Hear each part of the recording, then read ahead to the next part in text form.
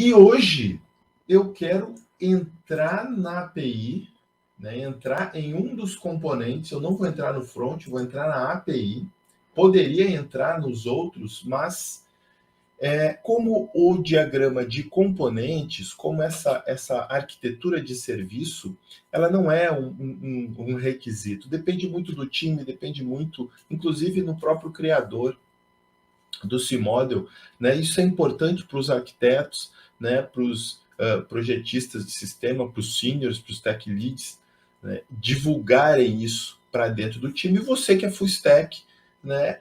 Aí sim, tudo isso aqui que eu estou falando, né? Vai te ajudar a tomar as melhores decisões conforme o nível for descendo ou aprofundando no desenvolvimento da solução que será entregue. Então eu vou pegar pura e simplesmente aqui o componente serviço, aqui o e-commerce web API, e aí eu chego nessa estrutura. Poxa, mas já está pronta a arquitetura? Não. Aqui é um outro ponto. Eu vou até ampliar. Por que eu já tenho uma série de caixas aqui? Aí eu quero que você se lembre do dia a dia. O quão fácil é desenvolver uma nova solução? Você está sempre começando do zero? O que você tem que decidir quando você começa do zero? Ou não, você já tem um template aí na sua empresa. Já tem um template com um monte de coisas pré-definidas para a aplicação que vai ser desenvolvida. É um padrão corporativo. Mas esse template, ele te ajuda, você consegue usar em todos os cenários sem precisar mexer em nada. Se você está numa empresa maior, todos os arquitetos, todos os tech leads, desenvolvedores, adotaram o mesmo template, ou você teve que fazer concessões, né? Ou esse template não adotou.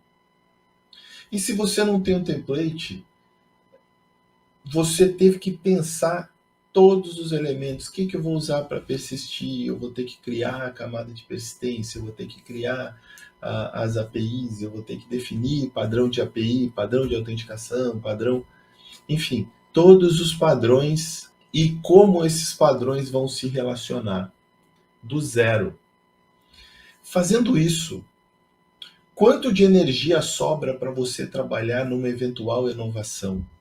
Ou para você pensar num eventual modelo mais aderente ao tipo de problema ou de solução que você tem que prover? Como, por exemplo, está acostumado a utilizar o Web API, comunicação REST, e, poxa, mas gostaria de usar gRPC, ou gostaria de usar um serverless, como um Knative, um OpenFaaS, né, ou Lambda, enfim.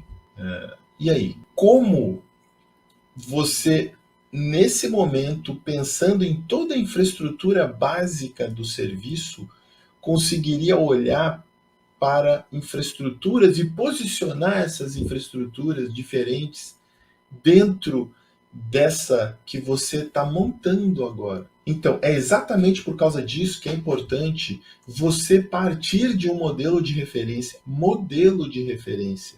modelo com princípios e relações que te ajudem a acelerar as decisões básicas, ou seja, você despreocupa com aquele básico e aí foca no que realmente te importa. Né? Poxa, como eu vou organizar as regras de negócio, como eu vou expor isso para a apresentação, como eu vou propagar um esquema de mensageria, vale a pena fazer via REST, vale a pena eu combinar isso com outro serviço, enfim. Você poder focar, mas já, eventualmente, liberar o time para tocar a infraestrutura, o chassi base do serviço que vai ser desenvolvido. Então, é exatamente por isso que a arquitetura limpa e o conjunto de princípios e valores que compõem te ajudam, e é por isso que já tem uma série de caixinhas aqui. Então, eu coloquei essas caixinhas com as funções que normalmente eu utilizo num serviço. Né? E se vocês olharem, a base, ele não consome ninguém. É o domínio, que são as entidades. da arquitetura limpa. Ou seja, eu não repenso a minha camada de domínio. Eu simplesmente já sei que eu vou modelar as entidades que farão parte do contexto que eu vou implementar nesse serviço. Se eu tenho domínio, eu vou precisar de um estado, eu vou precisar mapear um estado para o padrão utilizado na tecnologia de armazenamento que não está aqui, que eu não defini aqui. Ela não precisa aparecer, mas ela precisa se orientar pelo domínio para que você enforce em todas as camadas as relações, né? Ou seja, você trabalhe com o impedance mismatch, que é essa diferença de representação entre o estado persistido, a representação, né, principalmente no modelo relacional, com o modelo de objeto de negócio. Eu tenho uma camada de persistência para abstrair toda essa lógica, né, de mapeamento, impossibilitar o reuso de queries, enfim, criar contexto de transação com mais facilidade, possibilitar a implementação do Unit of Work, né? Então, esse modelo de baixa fidelidade ele te ajuda exatamente nesse ponto, né?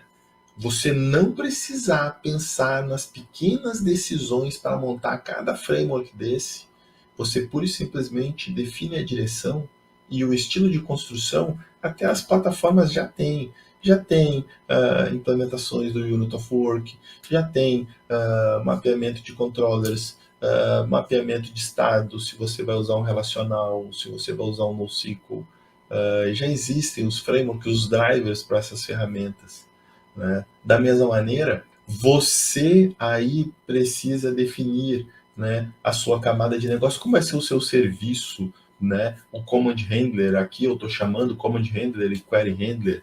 Eu acho que o CQS é um padrão base que facilita para você a definição do caso de uso, aquele corte vertical que o Uncle Bob fala na definição da camada, né? Que primeiro você define as camadas, você identifica tudo que muda e depois verticalmente você isola os cenários de operação.